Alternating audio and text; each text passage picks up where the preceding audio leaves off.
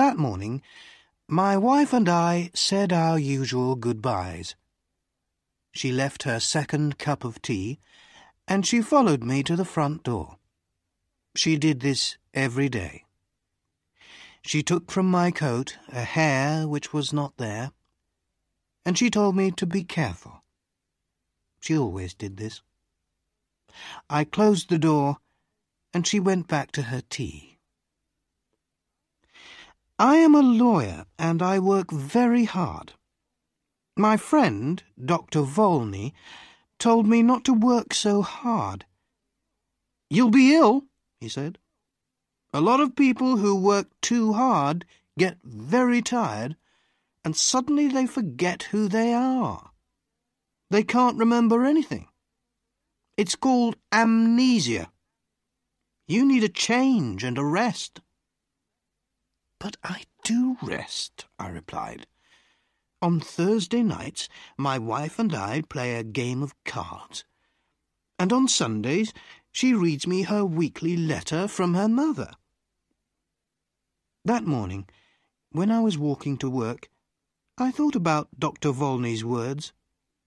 I was feeling very well and pleased with life. When I woke up, I was on a train and feeling very uncomfortable after a long sleep. I sat back in my seat and I tried to think. After a long time, I said to myself, "I must have a name." I looked in my pockets. No letter, no papers, nothing with my name on. But I found $3,000. I must be someone, I thought. The train was crowded with men who were all very friendly. One of them came and sat next to me. "Hi, my name's R.P. Boulder, Boulder & Son from Missouri. You're going to the meeting in New York, of course. What's your name?" I had to reply to him, so I said quickly, "Edward Pinkhammer, from Cornopolis, Kansas." He was reading a newspaper, but every few minutes he looked up from it to talk to me. I understood from his conversation that he was a druggist, and he thought that I was a druggist too. "Are all these men druggists?" I asked. "Yes, they are," he answered. "Like us, they're all going to the yearly meeting in New York." After a time, he held out his newspaper to me. "Look at that," he said. "Here's another of those men who run away and then say that they have forgotten who they are. A man gets tired of his business and his family, and he wants to have a good time. He goes away somewhere, and when they find him, he says that he doesn't know who he is and that he can't remember anything." I took the paper and read this.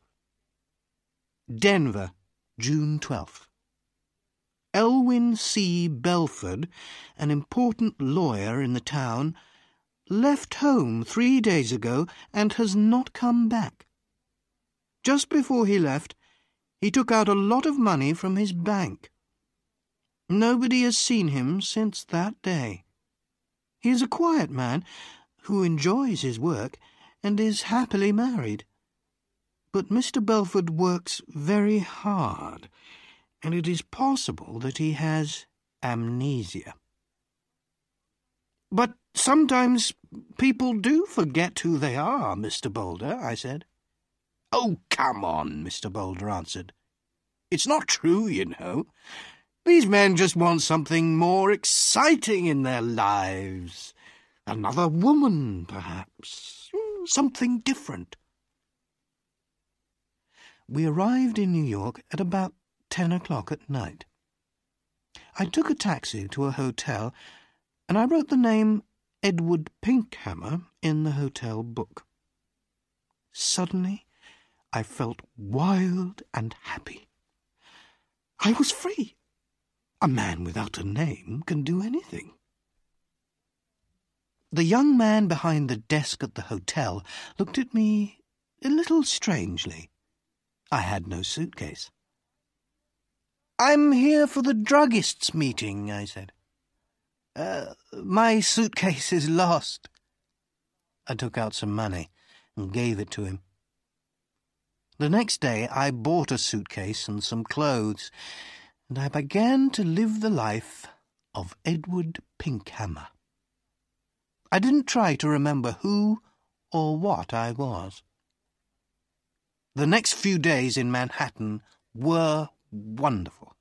The theatres, the gardens, the music, the restaurants, the nightlife, the beautiful girls.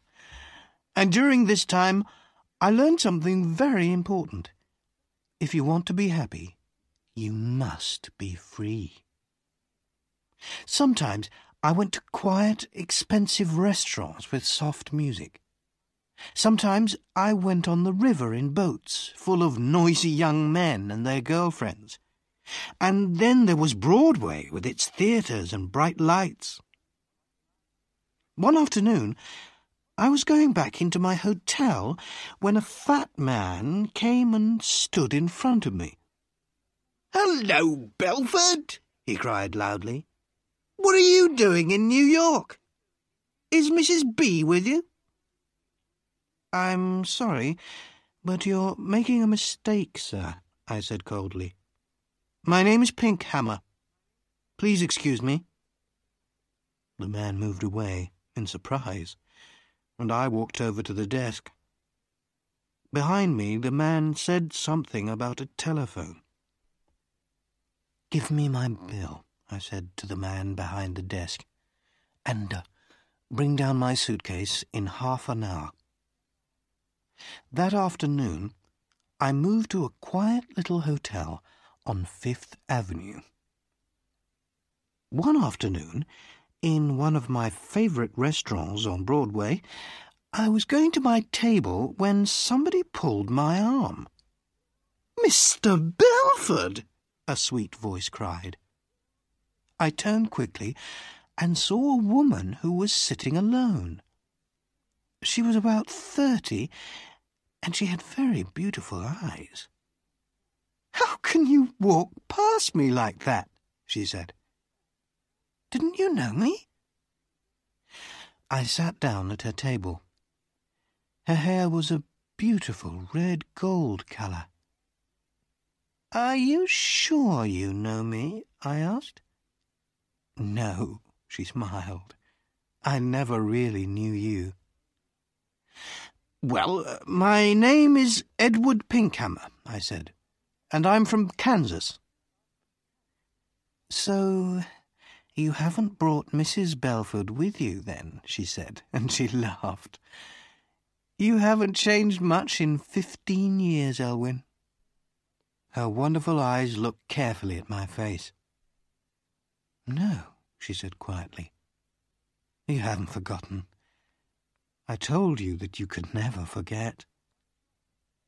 "I'm sorry," I answered, "but that's the trouble. I have forgotten. I've forgotten everything." She laughed.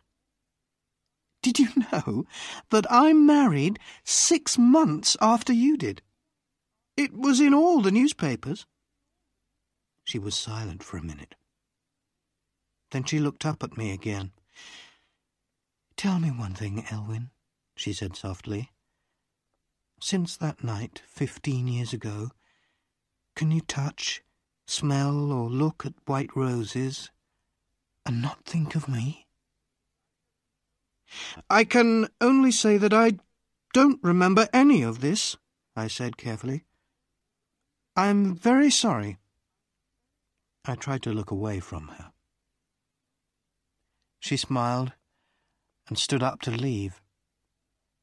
Then she held out her hand to me, and I took it for a second.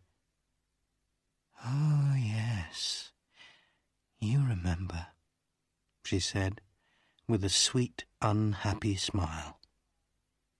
"Goodbye, Elwyn Belford." That night I went to the theatre, and when I returned to my hotel, a quiet man in dark clothes was waiting for me. "Mr. Pinkhammer," he said, "can I speak with you for a minute?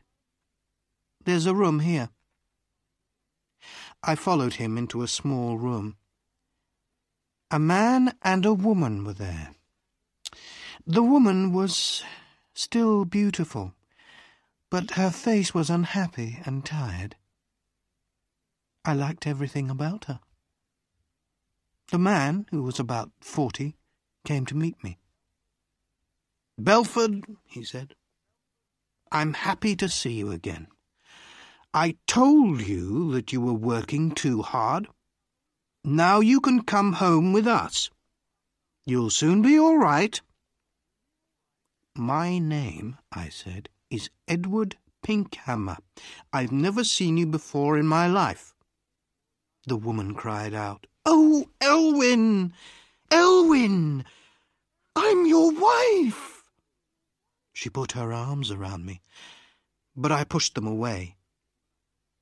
"Oh, Dr. Volney, what is the matter with him?" the woman cried. "Go to your room," the doctor said to her. "You'll soon be well again."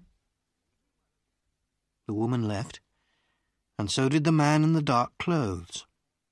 The man, who was a doctor, turned to me and said quietly, "Listen, your name is not Edward Pinkhammer." "I know that," I replied, "but a man must have a name." "Why not Pinkhammer?" "Your name," the doctor said, "is Elwyn Belford. You are one of the best lawyers in Denver, and that woman is your wife." "She's a very fine woman," I said, after a minute. "I love the colour of her hair." "She's a very good wife," the doctor replied. "When you left 2 weeks ago, she was very unhappy. Then we had a telephone call from a man who saw you in a hotel here." "I think I remember him," I said. "He called me Belford. Excuse me, but who are you?" "I'm Bobby Volney. I've been your friend for 20 years and your doctor for 15 years.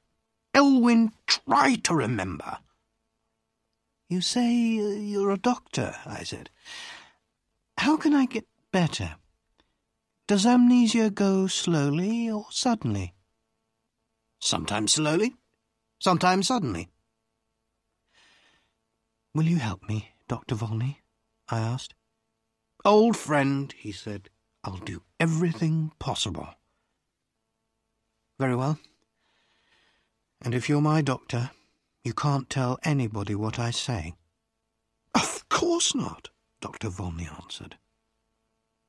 I stood up. There were some white roses on the table. I went over to the table, picked up the roses, and threw them far out of the window. Then I sat down again.